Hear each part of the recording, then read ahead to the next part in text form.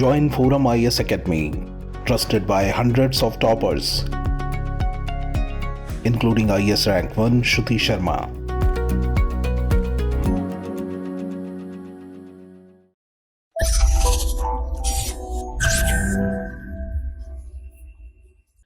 Hello everyone, welcome back to Cut the Crap initiative by Forum IAS. Cut the Crap initiative में daily हम एक topic लेते हैं current affairs का, जो यूपीएससी मेंस 2023 के लिए इंपॉर्टेंट है, और उसका कंप्लीट एनालिसिस करते हैं और आपको हैंड रिटन कंटेंट मिलता है।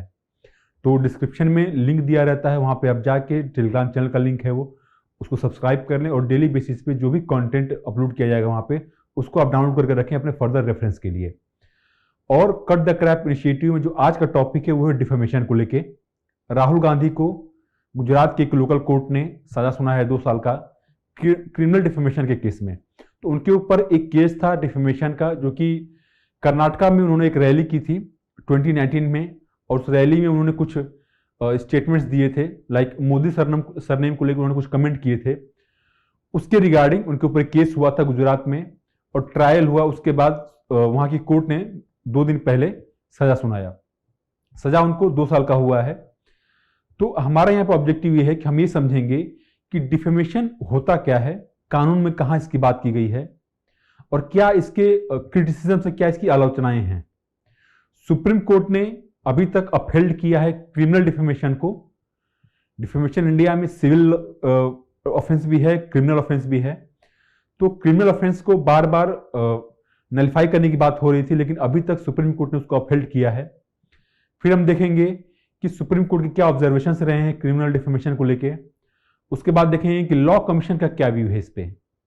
उसके बाद हम इसको कंक्लूड करेंगे अप्रोप्रिएटली।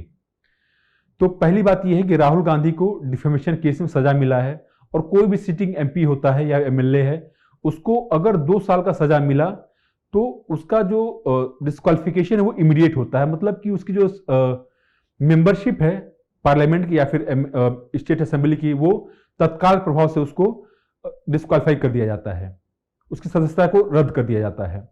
तो राहुल गांधी को डिफेमेशन केस में सजा मिला और लोकसभा ने अनाउंस भी कर दिया, नोटिफाई कर दिया कि उनकी सदस्यता जा चुकी है। अब हम देखेंगे कि डिफेमेशन में का मतलब क्या होता है। देखिए, डिफेमेशन में जो कानून कहता है, आईपीसी सेक्शन 499 इसका डिस्कस करता है, और 499 ये कहता है कि कोई भी किसी भी शब्द का प्रयोग करता है, किसी भी साइन का प्रयोग करे या फिर कोई पिक्चर का प्रयोग करे जो कि किसी के रेपुटेशन को, किसी की गरिमा को, किसी के प्रतिष्ठा को डैमेज करता है।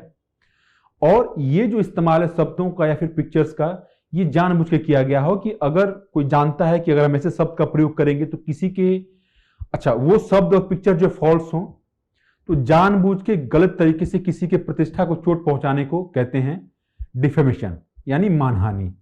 क्रिमिनल डिफेमेशन मीन्स आपराधिक मानहानि। तो इंडिया में जो डिफेमेशन है वो क्रिमिनल भी है, सिविल भी है। तो जब भी सिविल रॉन्ग होता है, सिविल डिफेमेशन होता है, तो इसका जो उसकी सजा है, एक तरह से सजा नहीं मिलता है, उसमें कंपेंसेट किया जाता है। तो जिसने डिफेम किया है उसको कंपेंसेट करना पड़ता है। आपने पॉपुलर केस सुना होगा अरविंद केजरीवाल का। उन्होंने कई पॉलिटिकल लीडर्स के अगेंस्ट कुछ स्टेटमेंट्स दिए थे और उनके ऊपर कई सारे डिफेमेशन के केस चल रहे थे। फॉर एग्जांपल नितिन गडकरी ने किया था, अरुण जेटली ने किया था।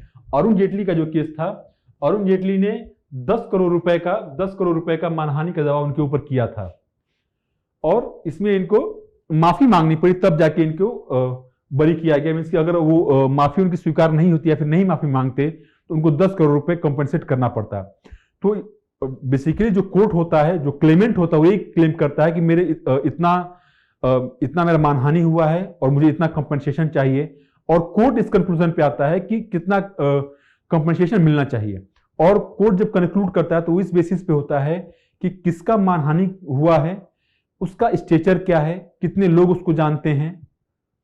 ठीक है, तो इस तमाम तरह के पैरामीटर्स को ध्यान में रख के कोर्ट इस कंक्लूजन पे आता है कि उसको कितना कॉम्पेंसेट किया जाए। लेकिन अगर वो क्रिमिनल सूट है तो क्रिमिनल सूट में सेक्शन 49 लागू होता है, और सेक्शन 500 ये कहता है आईपीसी का कि जो मैक्सिमम सजा है तो अप टू 2 ईयर का सजा हो सकता है।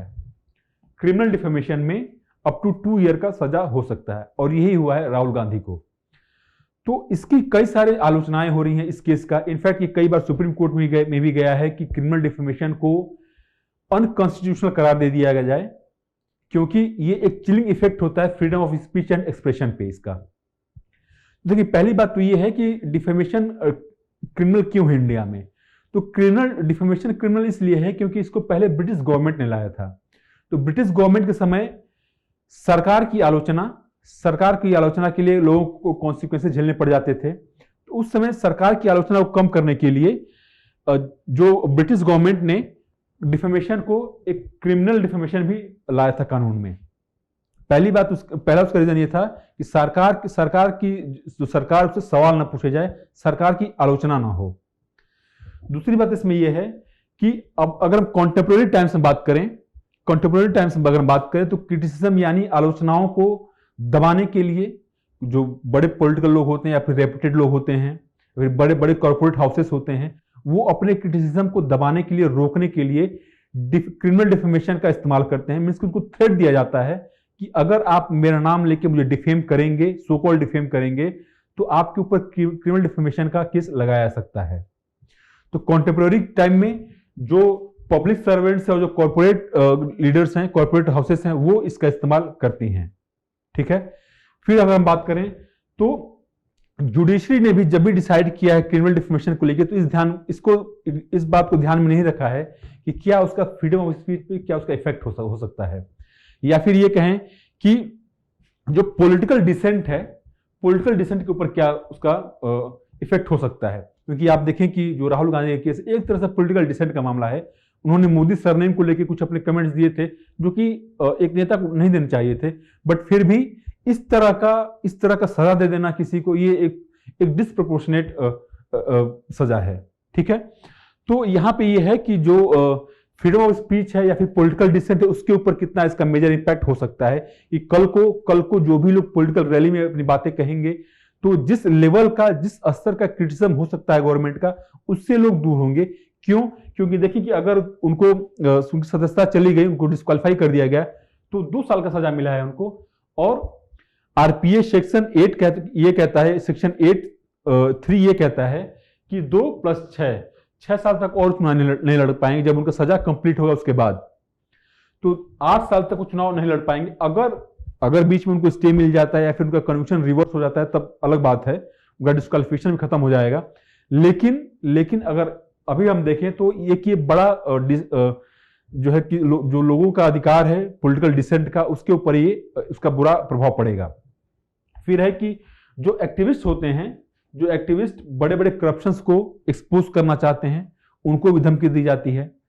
आपके ऊपर क्रिमिनल डिफेमेशन का केस लगाया सकता है, उनको अरेस्ट किया जा सकता है, ट्रायल्स हो सकते हैं, सजा हो सकती है। तो कहीं ना कहीं वो बचते हैं इस तरह का एक्सपोजर की। इस तरह का बड़ा केस हम एक्सपोज ना करें कि हमें खुद जेल जाना पड़ जाए। फिर है एक स्लैप वर्ड है, ठीक है, ये एक शॉर्ट फॉर्म है। इसका मतलब ये है कि strategic lawsuit against public participation. ये बेसिकली जो कॉर्पोरेट फॉर्म से वो यूज करती हैं कि अगर कोई इन्वेस्टिगेटिव जर्नलिस्ट, अगर उनका कुछ फाइनेंशियल इरेगुलरिटी है, उसको एक्सपोज करना चाहता है, तो इसका इस्तेमाल किया जाता है। जो कॉर्पोरेट फॉर्म्स हैं स्लैप का यूज करती हैं। क्यों? क्योंकि उनके अगेंस्ट जो उनका क्रिटिकल एनालिसिस है अकाउंट्स का, वो ना कोई कर सके। तो आप देख सकते हैं कि अभी तक जो है क्रिमिनल डिफेमेशन इंडिया में है और इसके काफी बुरे इंप्लीकेशंस हैं। बुरे इंप्लीकेशन है फ्रीडम ऑफ स्पीच पे, पॉलिटिकल डिसेंट पे, एक्सपोजिंग करप्शन पे, एक्सपोजिंग इरेगुलरिटीज पे इसके इंप्लीकेशंस देखने को मिल रहे हैं। अब देखें कि सुप्रीम कोर्ट का इस पे क्या व्यू रहा है। सुब्रमण्यम स्वामी केस में सुप्रीम कोर्ट ने चैलेंज किया गया था उसमें कि जो क्रिमिनल डिफेमेशन है, सिविल डिफेमेशन रहे, लेकिन क्रिमिनल डिफेमेशन को अनकॉन्स्टिट्यूशनल करार दिया जाए। लेकिन सुप्रीम कोर्ट ने सुब्रमण्यम स्वामी केस में क्रिमिनल डिफेमेशन को अपहेल्ड किया और यह कहा कि अगर किसी को फ्रीडम ऑफ स्पीच है, freedom of speech under article 19 है, तो उस अधिकार का इस्तेमाल करके आप किसी के रेपुटेशन यानी किसी के गरिमा और प्रतिष्ठा को ठेस नहीं पहुंचा सकते। तो right to live with dignity and right to reputation भी आर्टिकल 21 का हिस्सा है। आर्टिकल 21 मतलब राइट टू लाइफ का हिस्सा है। तो यहाँ पे बेसिक जो सुप्रीम कोर्ट का इंटरप्रिटेशन है उसमें आर्टिकल 19 वर्सेस आर्टिकल 21 का इशू है वहां यहाँ पे। और देखिए सुप्रीम कोर्ट ने यह भी कहा कि जो आर्टिकल 19 है फ्रीडम ऑफ स्पीच है वो एब्सोल्यूट नहीं है, वो पूर्ण नहीं है, उसके ऊपर कई सारे लिमिटेशंस रखे गए हैं। तो जो लिमिटेशंस हैं ये जो आर्टिकल 19 है ये एब्सोल्यूट नहीं है, लिमिटेशन है, और कहीं ना कहीं जो फ्रीडम ऑफ स्पीच है और राइट टू रेपुटेशन है उसमें बैलेंस हमें करना पड़ेगा। तो राइट टू रेपुटेशन भी कहीं कम नहीं है फ्रीडम ऑफ स्पीच से। अगर हम क्रिमिनल डिफेमेशन की बात करें तो राइट टू रेपुटेशन के इनफैक्ट एक ऊपर के पेडेस्टल पर रखा गया compare to right to freedom of speech. तो राइट टू रेपुटेशन को सुप्रीम कोर्ट ने अभी तक प्रेफरेंस दिया होगा फ्रीडम ऑफ स्पीच। क्यों? क्योंकि अगर किसी को फ्रीडम ऑफ स्पीच है तो उस अधिकार का इस्तेमाल करके वो किसी के रेपुटेशन को, प्रतिष्ठा को, डिग्निटी को चोटिल नहीं कर सकता, उसको ठेस नहीं पहुंचा सकता। सुप्रीम कोर्ट ने यह भी कहा है कि जो क्रिमिनलाइजेशन ऑफ डिफेमेशन है, क्रिमिनलाइजेशन ऑफ डिफेमेशन जो है एक ये रीजनेबल रिस्ट्रिक्शंस में आता है, क्योंकि अगर आप देखें कि फ्रीडम ऑफ स्पीच में कितने प्रकार के रिस्ट्रिक्शंस लगाए गए हैं उसमें एक डिफेमेशन भी है। तो इसी ग्राउंड पे सुप्रीम कोर्ट ने इसको अपहेल्ड किया है कि जो क्रिमिनल डिफेमेशन है ये कॉन्स्टिट्यूशनली वैलिड है। लेकिन एक तमिलनाडु का भी केस हुआ था, वहां की जो उस समय की चीफ मिनिस्टर थी 2016 में जयललिता, उनको सुप्रीम कोर्ट ने वार्न भी किया था, उन्होंने भी एक केस किया था सुप्रीम कोर्ट में। तो सुप्रीम कोर्ट ने वार्न किया उनको कि जो क्रिमिनल डिफेमेशन है उसका इस्तेमाल नहीं होना चाहिए कि टू सफोकेट द डेमोक्रेसी, या फिर सुप्रीम कोर्ट ने यह भी कहा कि जो पब्लिक फिगर्स हैं, पब्लिक फिगर्स को जो है जो उनका क्रिटिसिज्म है दे मस्ट फेस क्रिटिसिज्म। आलोचना मानहानि नहीं हो सकता, ऐसा सुप्रीम कोर्ट ने कहा कि डिफेमेशन और criticism can not be defamation. तो सुप्रीम कोर्ट का कहना यह है कि जो भी पब्लिक फिगर्स हैं they should be open for criticism, और उनका जो आलोचना है उसको मानहानि न समझा जाए।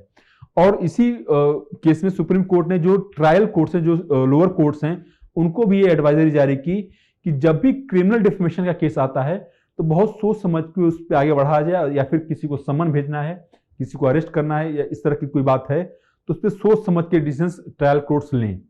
क्योंकि क्रिमिनल डिफेमेशन एक बहुत ही स्ट्रांग लॉ है, स्ट्रांग कानून है लोगों का मुंह बंद करने के लिए, लोगों का डिसेंट बंद करने के लिए। तो सुप्रीम कोर्ट ने हालांकि क्रिमिनल डिफेमेशन को अभी तक कंटिन्यू किया है, लेकिन यह भी एडवाइजरी जारी की है कि ट्रायल कोर्ट सोच समझ के इसमें आगे बढ़ें, और पब्लिक फिगर्स के लिए कहा है कि उनका जो क्रिटिसिज्म है वो डिफेमेशन नहीं हो सकता। ठीक है, क्रिटिसिज्म जो है डिफेमेशन नहीं हो सकता। अब देखिए कि लॉ कमीशन ने क्या कहा है। लॉ कमीशन ने भी एक कंसल्टेशन पेपर इशू किया 2014 में, और जिन लोगों से कंसल्ट किया लॉ कमीशन ने, सभी लोगों ने डिसएग्रीमेंट अपना दिखाया क्रिमिनल डिफेमेशन को लेके, कि इंडिया में क्रिमिनल डिफेमेशन नहीं होना चाहिए। लॉ कमीशन ने यह भी कहा कि जो क्रिमिनल डिफेमेशन है ये इंटरनेशनल जो लॉज हैं, या फिर ये कहें कि जो और भी बड़ी डेमोक्रेसीज हैं वहां उनसे अगर हम कंपेयर करें तो ये इंटरनेशनल नॉर्म्स को वायलेट करता है। जो बड़ी डेमोक्रेसीज हैं लाइक यूके, यूएस, यहाँ पे डिफेमेशन क्रिमिनल नहीं है, सिर्फ सिविल डिफेमेशन है। अगेन लॉ कमीशन ने यह भी कहा कि जो सजा है 2 साल का जो मैक्सिमम सजा इसमें है वो डिसप्रोपोर्शनेट है कंपेयर टू द क्राइम। तो अगर किसी को डिफेम किया गया है और डिफेमेशन के चलते किसी को 2 साल का सजा मिलता है तो इसमें जो सजा एक प्रोपोर्शन में होना चाहिए। और प्रोपोर्शन में क्या होना चाहिए, कौन सी सजा होनी चाहिए, जब वो सिविल डिफेमेशन हो। इसीलिए लॉ कमीशन ने भी रिकमेंड किया कि जो कि आईपीसी सेक्शन 499 है उसको रिपील कर दिया जाए और सिर्फ सिविल डिफेमेशन को कंटिन्यू किया जाए। इनफैक्ट यूनाइटेड नेशन ने भी कहा है कि जो क्रिमिनल डिफेमेशन है इसको एबॉलिश कर दिया जाए। अब बात यह है कि देखें क्रिमिनल डिफेमेशन का एक चिलिंग इफेक्ट फ्री स्पीच पे तो है, लेकिन इसी कारण से उसको रिपील करना चाहिए और होना क्या चाहिए कि जो सिविल डिफेमेशन है वो कंटिन्यू रखे, इनफैक्ट उसको भी रिफॉर्म किया जाए। तो इसी कॉन्टेक्स्ट में 2016 में एक लॉ लाया गया पार्लियामेंट, इनफैक्ट एक प्राइवेट बिल था, हालांकि जो पास नहीं हो पाया। बिल का नाम था protection of speech and reputation bill 2016। इसमें बात की गई थी कि जो क्रिमिनल डिफेमेशन है सेक्शन 499 उसको रिपील किया जाए, ठीक है, उसको हटा दिया जाए। फिर जो लोगों का रेपुटेशन है, जो लोगों का राइट टू रेपुटेशन है, उसको बचाए रखने के लिए कुछ इंतजाम किए जाएं। और इंतजाम क्या है कि अगर किसी ने डिफेम किया है तो वो अपना स्टेटमेंट वापस ले सकता है, अपने स्टेटमेंट को करेक्ट कर सकता है, और या फिर माफी मांग सकता है, या फिर जो है एक रीजनेबल डैमेज, उसको रीजनेबल कंपनसेशन उसको दिया जाए अगर किसी का रेपुटेशन डैमेज हुआ है तो ये एक कानून ठीक था, लेकिन हालांकि पास नहीं हो पाया क्योंकि प्राइवेट मेंबर था। एक उड़ीसा के एमपी ने इस बिल को लाया था। अब जरूरत यह है कि जहां तक राहुल गांधी के मामले की बात है तो सारे जो अपोजिशन के पॉलिटिकल पार्टीज हैं एक साथ आ गई हैं इस सेंटेंस को क्रिटिसाइज करने के लिए, इस कानून को क्रिटिसाइज करने के लिए। जरूरत यह है कि जो भी पॉलिटिकल पार्टीज एक साथ आई हैं इस कानून को क्रिटिसाइज करने के लिए, तो अपने मैनिफेस्टो में, अपने एजेंडा में वो ये रख लें कि अगर उनकी सरकार आएगी तो क्रिमिनल डिफेमेशन को कानून से हटा दिया जाएगा, लॉ बुक से हटा दिया जाएगा उसको। ठीक है, तो ये था हमारा डिस्कशन डिफेमेशन का। Thank you very much.